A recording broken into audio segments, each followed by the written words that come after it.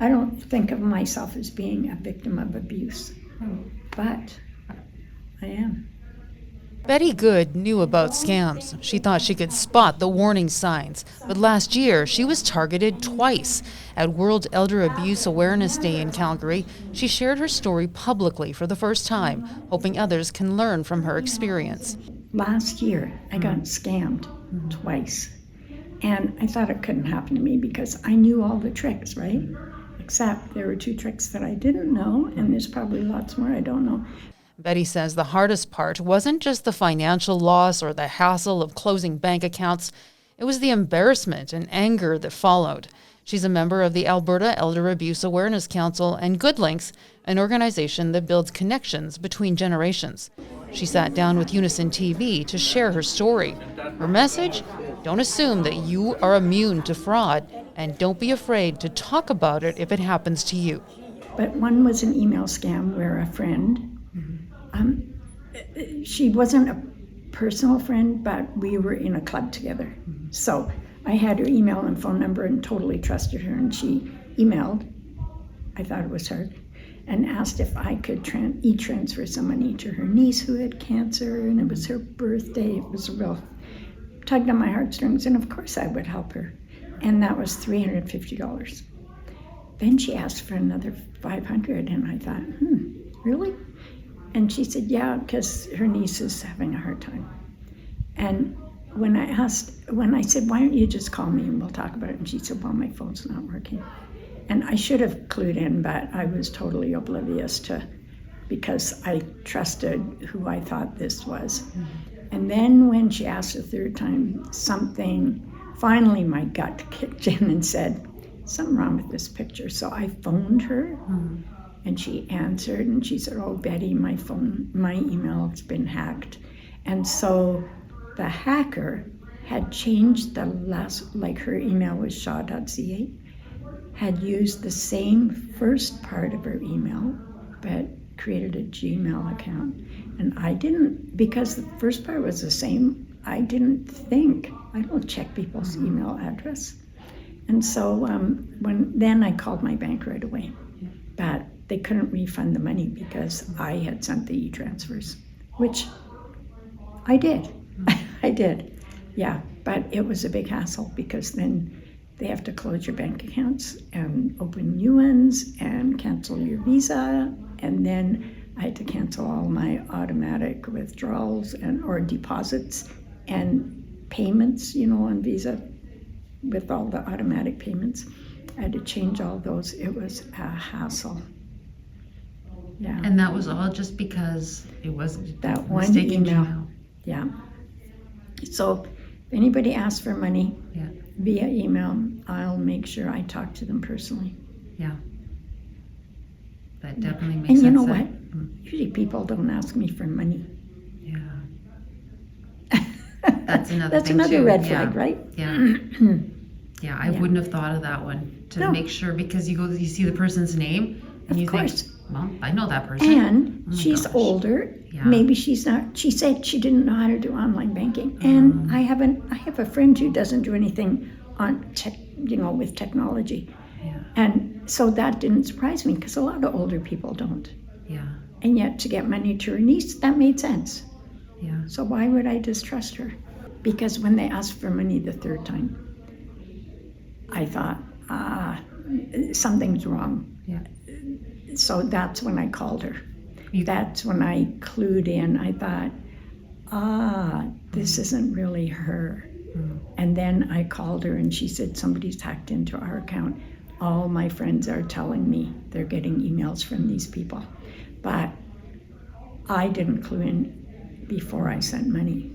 And I actually never told her that happened. Yeah.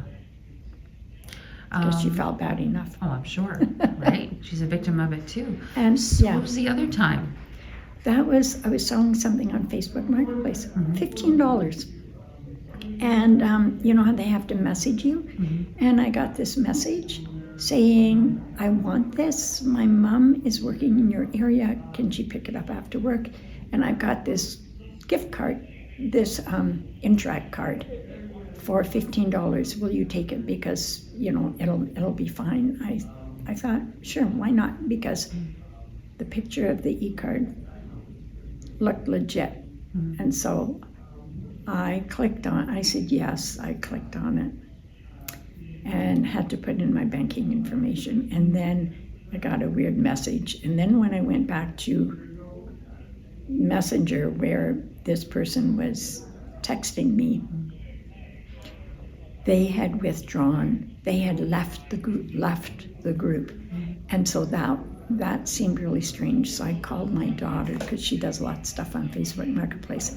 I called her, I said, hey, does this ever happen to you? She said, Mom, you've been scammed, call the bank. So we hung up, I called the bank.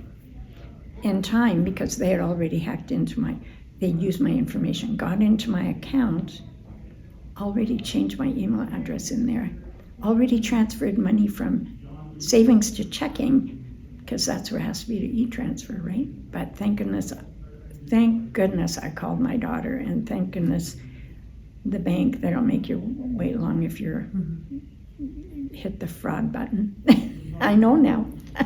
And so I didn't lose any money, but the same thing, close your accounts. Yeah. It's awful. How do you secure yourself on a Facebook transaction like that then? Oh, well, my daughter said, just take cash. She sells a lot of stuff on Facebook Marketplace. And she said, I only take cash. When they come to get it, they have to give me cash. Lots of people do e-transfer, but she doesn't even do that. Yeah. Yeah. So that wasn't e-transfer? No. That you did? It was the Interact. It was the gift Interact.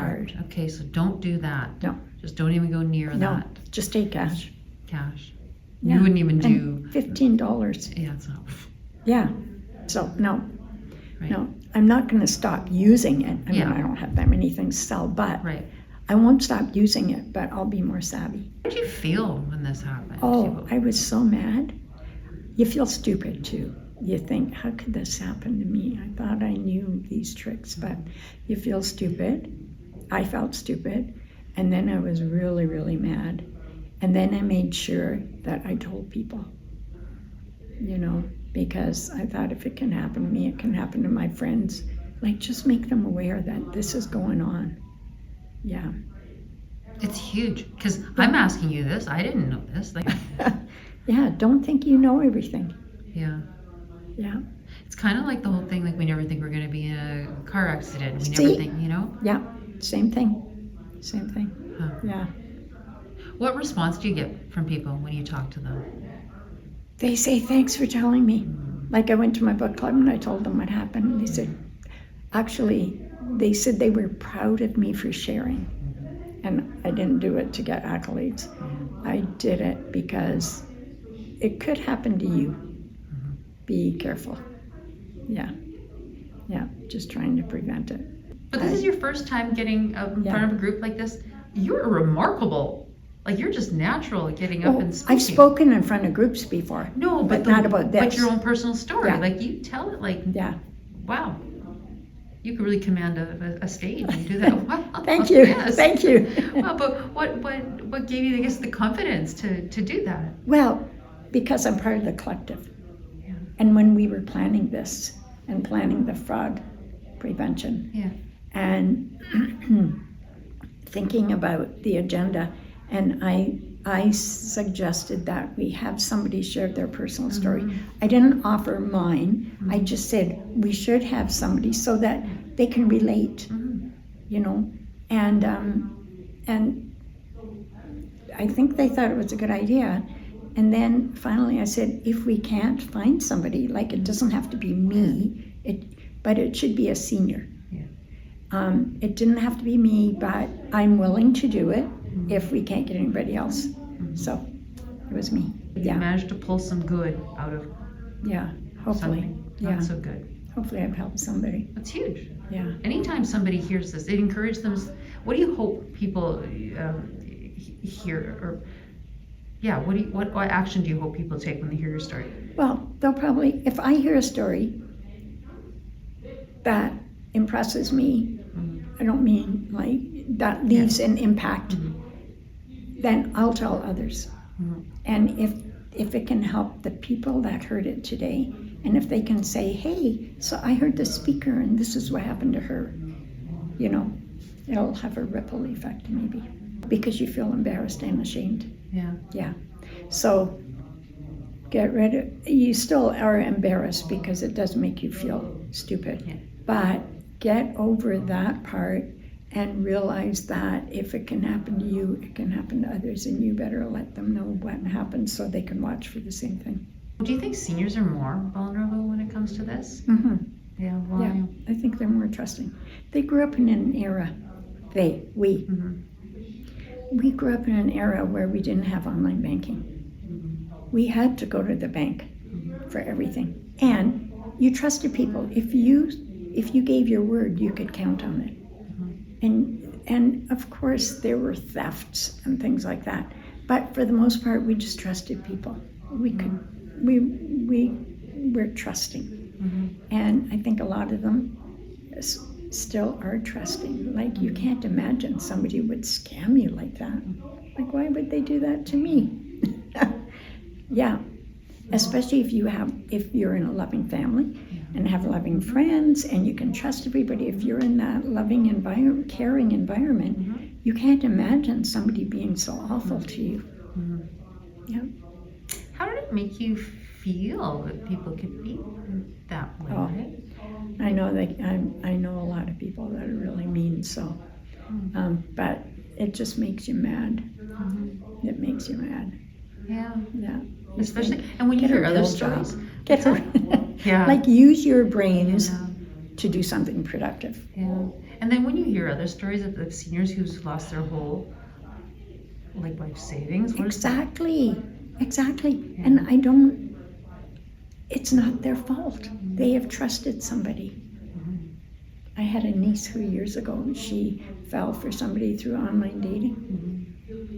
And she was, maybe only in her 50s? She lost $13,000.